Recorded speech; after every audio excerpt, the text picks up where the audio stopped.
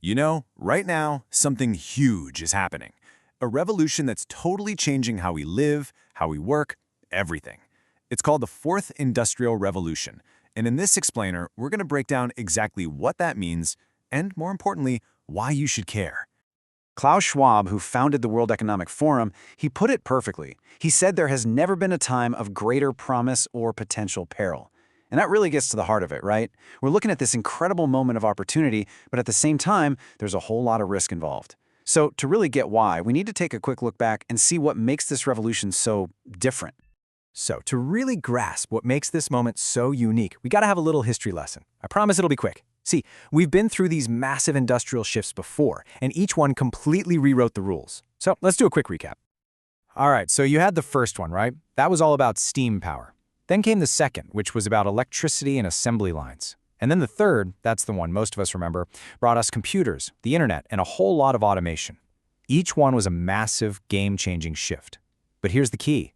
The fourth industrial revolution, it's not just another step on the ladder. It's a leap into a completely different reality. And this is the core idea right here. This isn't about just one new invention. No, it's all about the fusion of technologies. We're talking about incredible breakthroughs in things like AI, robotics, biotech, you name it. And they're not happening in isolation. They're all building on top of each other, amplifying each other. And the result? The lines between the physical world, the stuff you can touch, the digital world on our screens, and even our own biology, those lines are starting to get really, really blurry. So what makes this one so different? Well, it really boils down to three key things. First up, velocity. This thing is moving at an exponential speed, not a straight line. I mean, think about this. It took the telephone 75 years to get to 100 million users. The internet, 7 years. Facebook, 4. And Pokemon Go, get this, 1 month. Insane, right? Second, it's breadth and depth. It's touching pretty much every single industry in every single country. And third, the system's impact. It's not just changing products, it's transforming entire systems, how we produce things, how we manage companies, even how we're governed. Okay, so we've established it's all about this fusion of technologies. But what are we actually talking about here? What are the specific engines of change driving all this? Let's break them down across the three big domains where this is all happening. And like we said, it all comes back to that fusion of the physical, digital, and biological worlds. Let's start with the physical. So in the physical world, what are we seeing? Well, for starters, autonomous vehicles. We're talking cars, trucks, even drones that fly themselves. Then you've got 3D printing, which is literally building objects from scratch, layer by layer, completely changing how we make things. We've got super advanced robots and a whole new class of materials.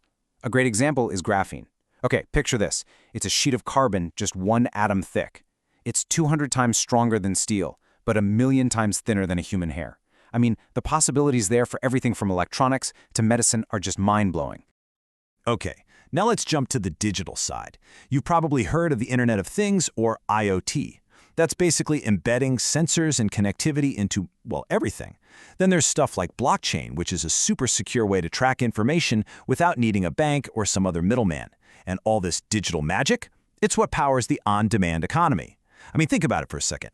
Uber, the biggest taxi company in the world, doesn't own any cars. Airbnb, the biggest hotel company, owns zero real estate. That's a fundamental shift in how business works. And finally, we get to the biological sphere. And honestly, this is where things get really wild. The advances here are literally rewriting the code of life itself. A decade ago, it cost millions of dollars to sequence a person's genome. Today, you can do it for less than $1,000. That drop in cost has opened the door to synthetic biology, the ability to edit our DNA, and even neurotechnologies that are starting to blur the line between our brains and computers. It really makes you stop and ask, what does it even mean to be human anymore?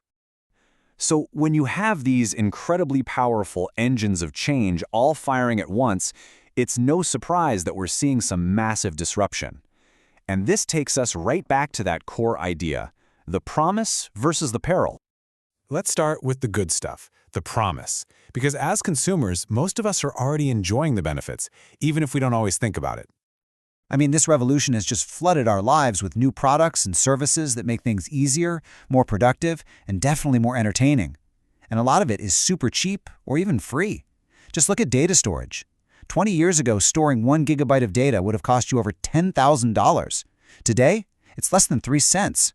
The gains in efficiency are just off the charts. But, and this is a big but, on the flip side of this consumer paradise, there's a huge challenge brewing for workers and for the economy as a whole. The entire way we produce goods and services is being turned completely on its head. And this one comparison, it just says it all. Take a look. In 1990, the top 3 car companies in Detroit were worth about $36 billion, and they employed 1.2 million people. Okay? Now, fast forward just 24 years, the top 3 tech companies in Silicon Valley were worth over $1 trillion, so way more value, but with pretty similar revenue. And how many people did they employ? Only 137,000. That is a staggering difference. You're getting similar output with almost 10 times fewer jobs. The wealth isn't going away, it's just getting way more concentrated in the hands of capital owners instead of labor.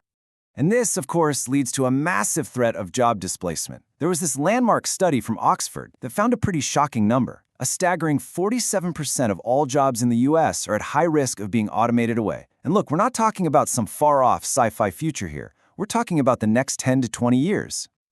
But it's important to know that this risk isn't the same for everybody. The jobs that are really in the crosshairs are the ones that are routine and predictable. Think telemarketers, loan officers, cashiers. The jobs that are safer, at least for now, are the ones that rely on uniquely human skills. Things like creativity, complex social skills, and making tough judgment calls. Like therapists or surgeons. The real danger here is that this could hollow out the middle class, creating a society with a few people at the top, a lot at the bottom, and not much in between.